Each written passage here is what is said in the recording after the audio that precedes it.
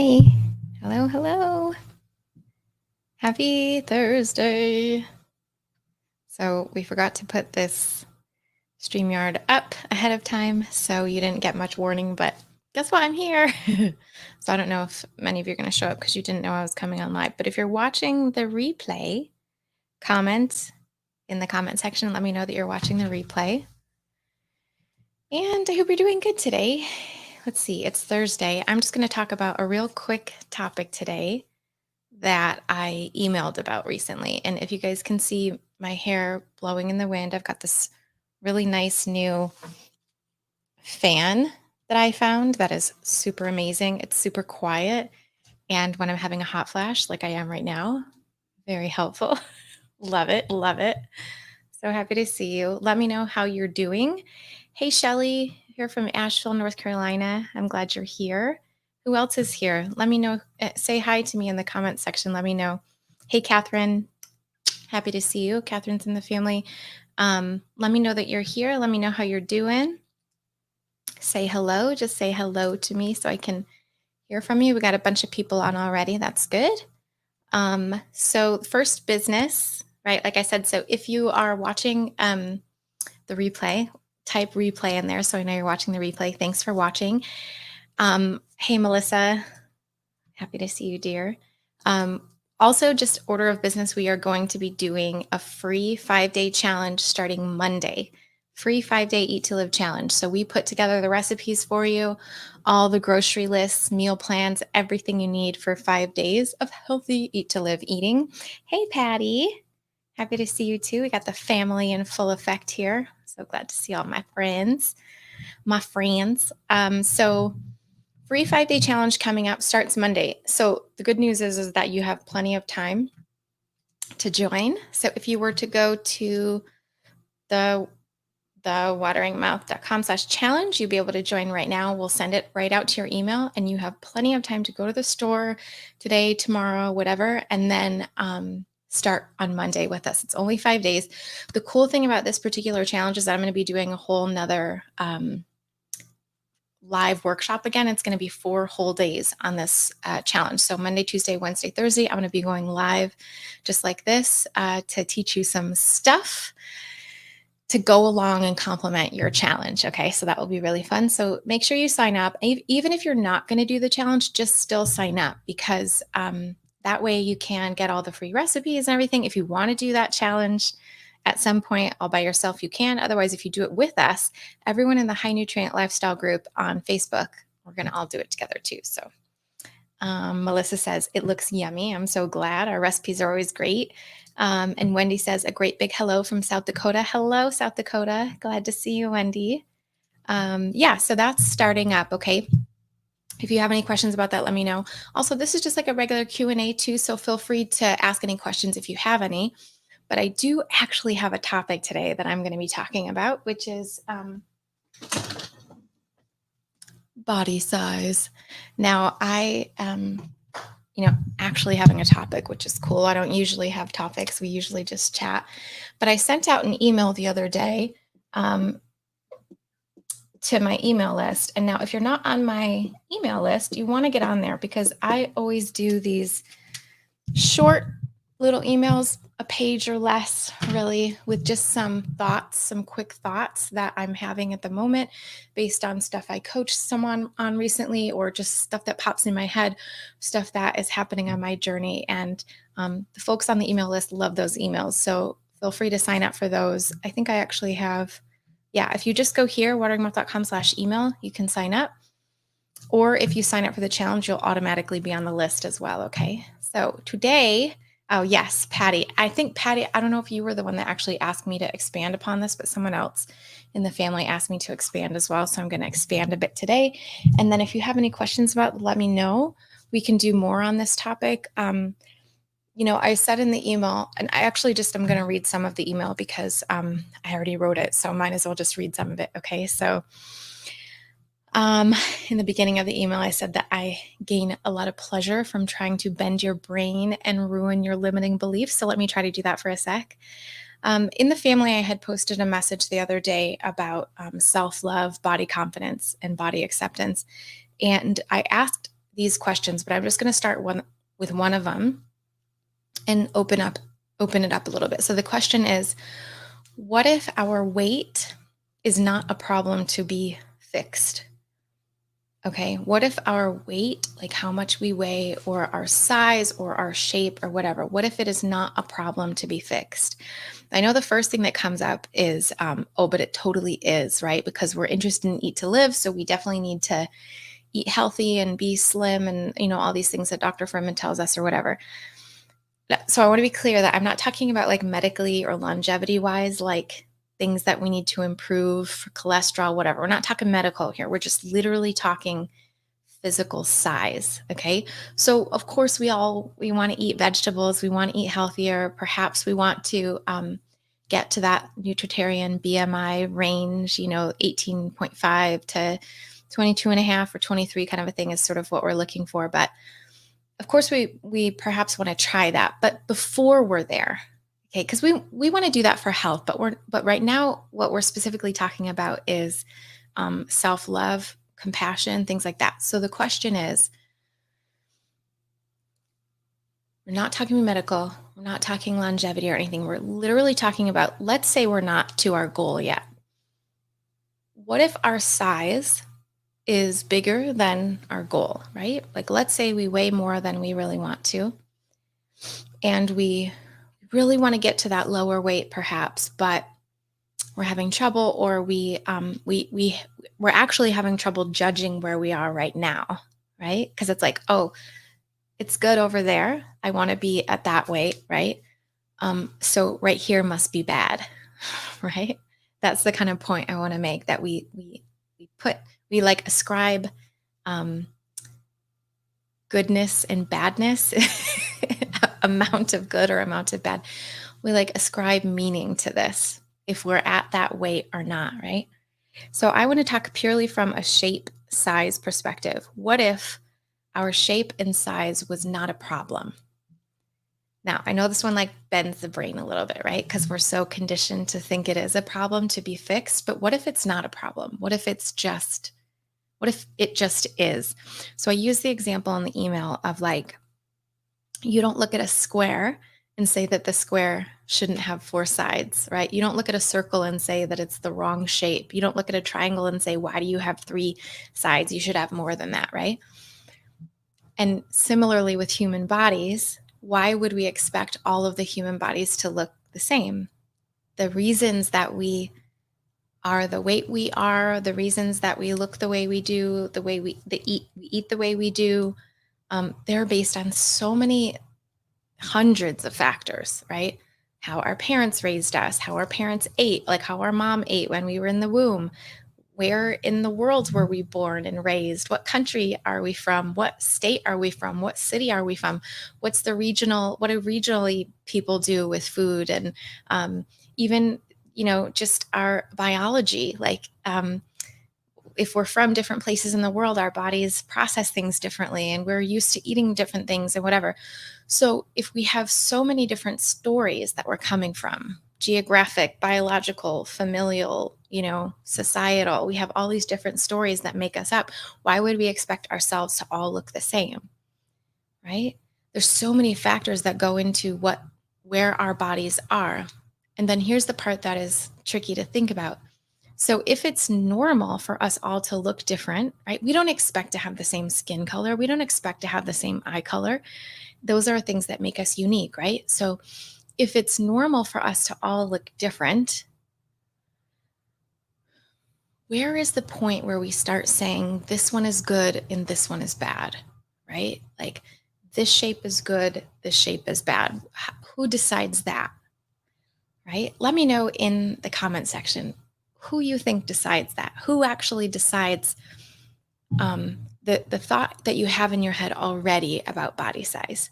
Who decided that for you? Like who came up with those criteria and embedded that there? Was it you? Was it your parents? Like, let me know in the comments what you think about that. Who decides what body shape is good and bad? Right? Where does that come from? Where do those thoughts come from? And then we can start to think along the lines of, well, if it didn't come from us, or if it did come from us, is it something that's changeable, right? Is it something that's flexible? Our thoughts about ourselves and our bodies and our shapes and our sizes. Oh, that's a good one.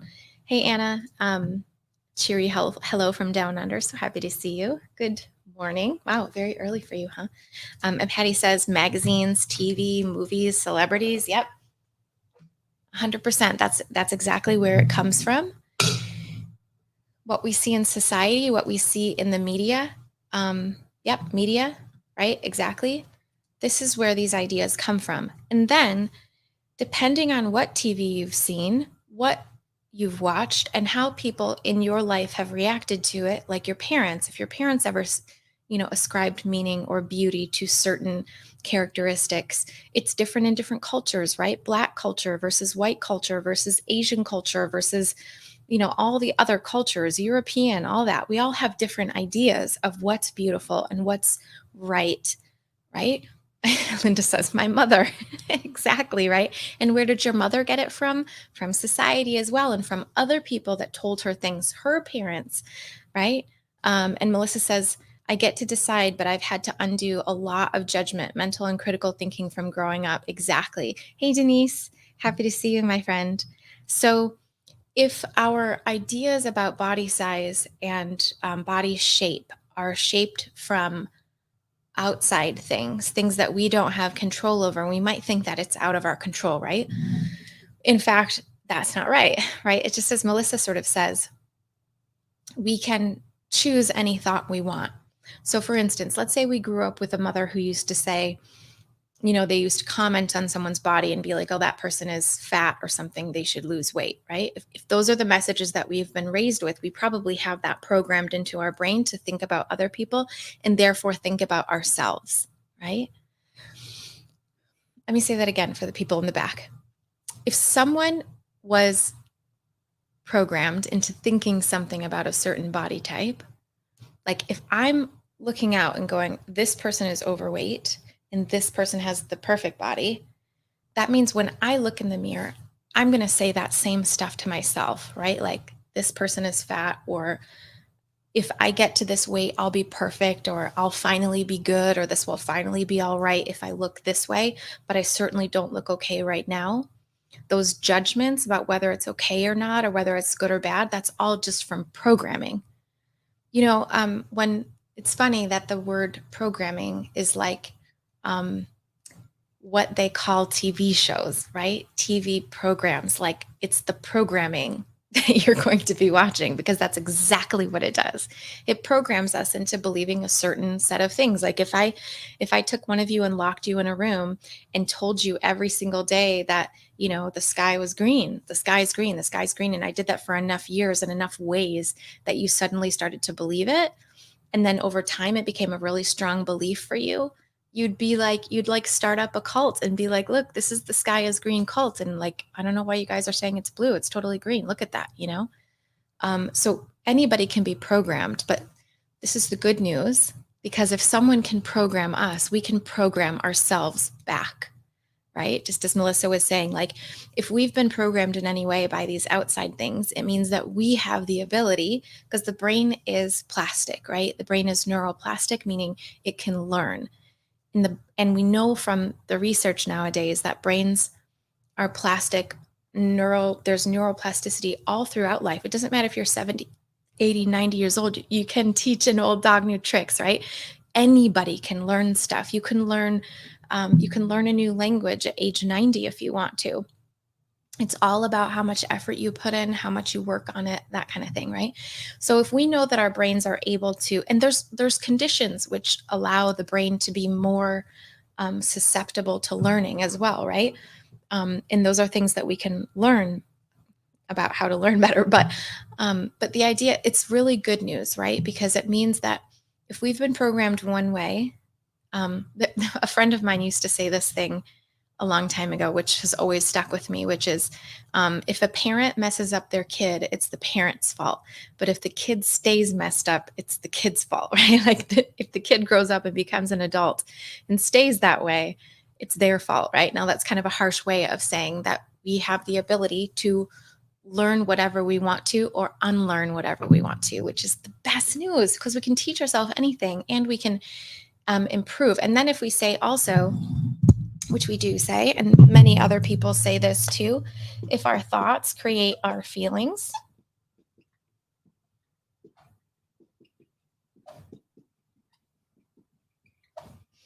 which we believe, if our thoughts create our feelings, then if it's our beliefs that are creating how we feel, like if what we're thinking is, oh, I'm too overweight, I'm bad, I'm no good, whatever, we're going to be feeling less than, right?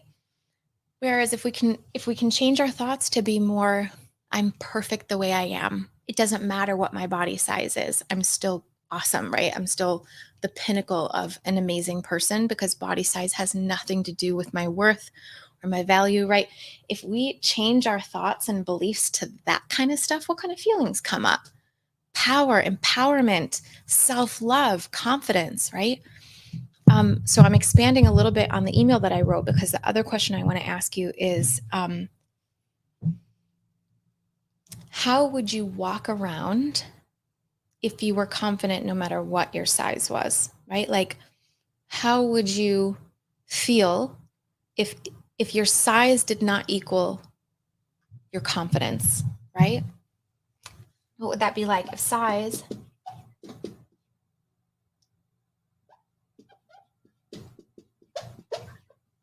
if our size did not equal the way that we love ourselves, right? Like we had to be a certain size in order to love ourselves. Where does confidence come from? Confidence is a feeling. Confidence does not come from a body size or shape. It comes from thoughts. It's so funny because I'm always asking people, like, I do these strategy calls all the time to talk to people about our private coaching program and the accelerator program and the family and all that. I do so many strategy calls, and I cannot tell you how many times I've asked the question, how would you feel if you got to your goals? And the person always says, well, I'd finally feel confident. And I'm not ready to go into coaching mode because we're just doing a strategy call, but I always just want to be like, your confidence doesn't come from your size or your weight. It does not.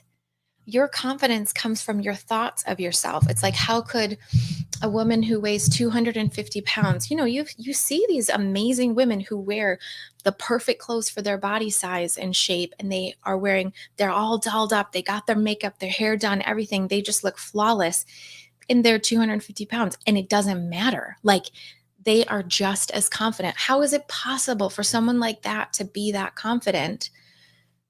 Because you're thinking your weight has something to do with that confidence, but it doesn't. Confidence comes from your thoughts,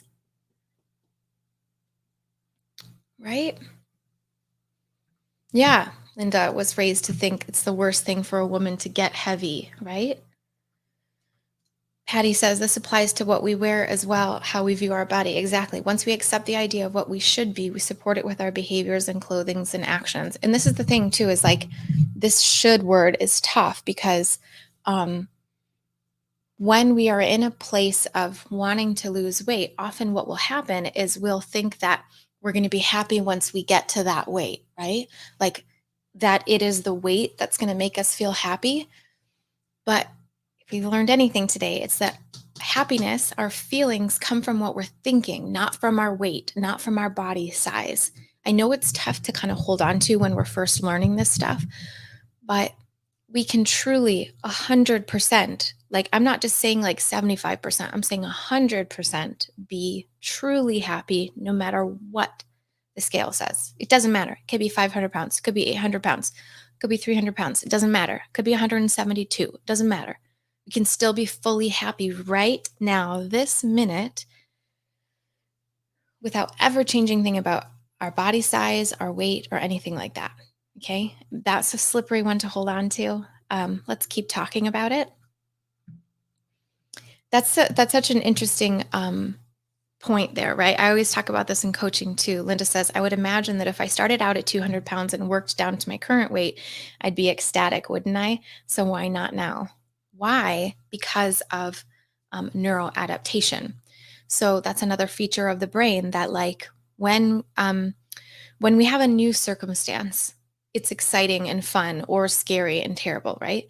But then the brain has this wonderful feature of neuroadaptation that we adapt to that new reality. It takes some time, right? But the brain adapts and then it's normal. So it's like if you won the lottery, there would be a point where having won the lottery is like no longer exciting, right? It's like, well, that's done.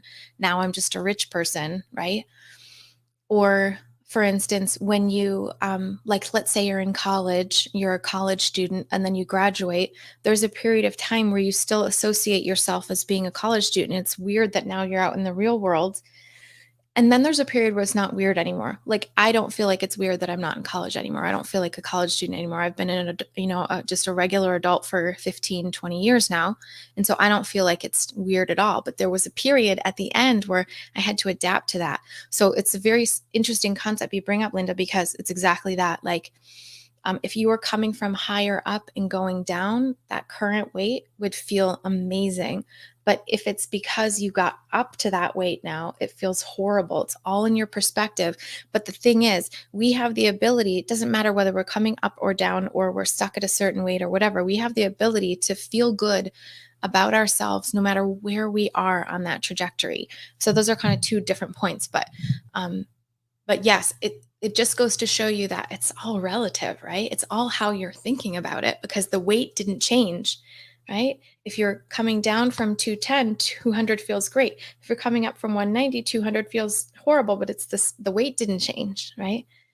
The only thing that changed was your thoughts about the weight, right? So that's a little bendy for your brain, right? Um, Anna loves your thought there.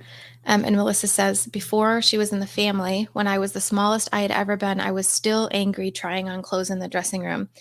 The emotion didn't change, only my size did. I was the same person no matter the size. The thoughts had to change. That's right. And that's what we teach in the family, of how to do this stuff, how to do this thought work, right?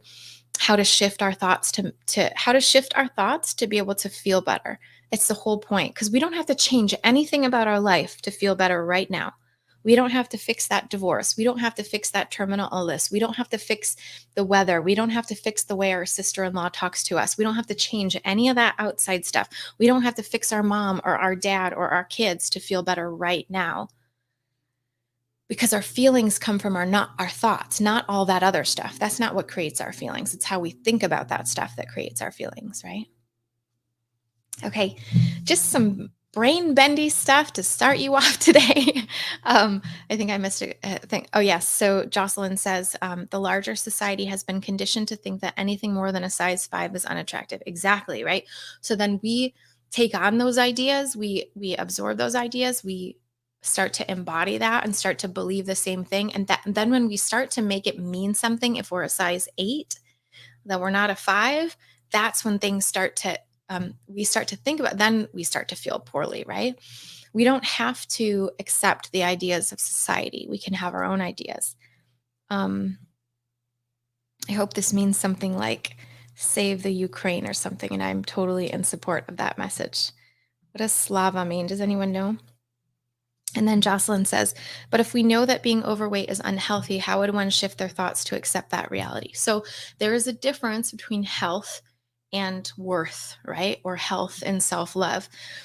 We can simultaneously want to shift our weight and want a lower weight and still love ourselves. We can simultaneously be working for a lower weight and still be accepting and loving of where we are right now. So it's like if let's say this is our weight loss journey, okay? So this is start and this is finish. This is, I don't know, let's say 150 and this is 210, right? Right here, if this is our goal weight, 150, we started off at 210, so we want to lose 60 pounds, right? If we get here, in order to maintain this, what kind of actions do we need to be taking? Oh, there we go. It means glory to Ukraine. Thanks, Linda. Yes, glory to Ukraine. That's wonderful. So if we get to our goal weight, we have to think about how we got there for how we're going to be able to maintain. Okay. What I mean by this is in order to get to 150 and stay at 150 indefinitely, we have to be using thoughts and feelings and actions that are sustainable, right? And in order to do this, we have to have been practicing it this whole time. Does that make sense? Because we got to be really good at it here because now we're going to do it forever. So if we've been practicing guilt, shame, punishment, punishing ourselves, all that stuff, if we've been practicing all that to get there, using willpower, white knuckling, when we get here, that's how we're going to have to continue because that's how we got there, right? We're going to have to keep using guilt and shame and those kinds of things. That's not what we want, right? Instead, we don't want any of that. We want to be using feelings of calm, confidence, empowerment, peace, decisiveness, resolve. We have to learn how to feel these things all throughout the journey so that when we get to 150 and we're feeling calm, peaceful, confident, empowered, decisive, a sense of resolution, that's something we can hold on to, right? That's something we can keep. So, oops, messed that up. My mic keeps falling lately. So that's kind of, here, let me just get this guy out of here. Okay. So that's just like some stuff to chew on, some stuff to think on, right? Watch this one again if if some of it was a little hazy, and look out for more of this stuff from me, right? Because this is all, I always talk about this stuff. And this is, I think this is the true way to get to the weight loss goals. And it doesn't even have to be weight loss goals. It can just be healthy eating too, right? So like, if we're getting healthy by doing all this kind of stuff, that's not sustainable. This is what's sustainable because it feels good. But if it's based on our thoughts, best news ever, because all we have to do is learn how to shift our thoughts. Okay. So I hope that was good, you guys. That's what I have for today. Just want to talk a little bit about that. I'm going to go over and do almost the same exact video on Instagram. For sure going to be saying it differently because I can't repeat the same stuff, but it was so good to get to spend some time with you. I hope that you liked this little lesson. Did you like it? You're welcome, Patty. So glad you're here. And I'm just so happy to get to hang out with you, friends. Thank you, Jocelyn. Keep in mind, as I said, that the Eat to Live 5-day Eat to Live challenge is coming up starting Monday. Might as well download it for free because it's going to be awesome. You can follow along in the Facebook group. So just go to thewateringmouth.com/challenge, fill that out. We'll send it right to you. You have it for the future, or you can do it with us. Okay. Oh, good. I'm so glad to hear that y'all liked it. Good, good, good. Aga, hello, my dear. I hope that's my friend Aga, from the founding member in the family. Hi, Aga. And Melissa. Good. You rock too, Shelly. You're so welcome. I'm so glad you're here. Okay, friends, I'm going to head over to Instagram now. I hope you liked that, and I hope you have an awesome Thursday/Friday, and also that you have a great weekend. Okay, so keep in mind, challenge starts on Monday, and then the week following on Monday, the family opens again, and we'd love to see you in there. Okay, so have a good one. See you soon. Bye.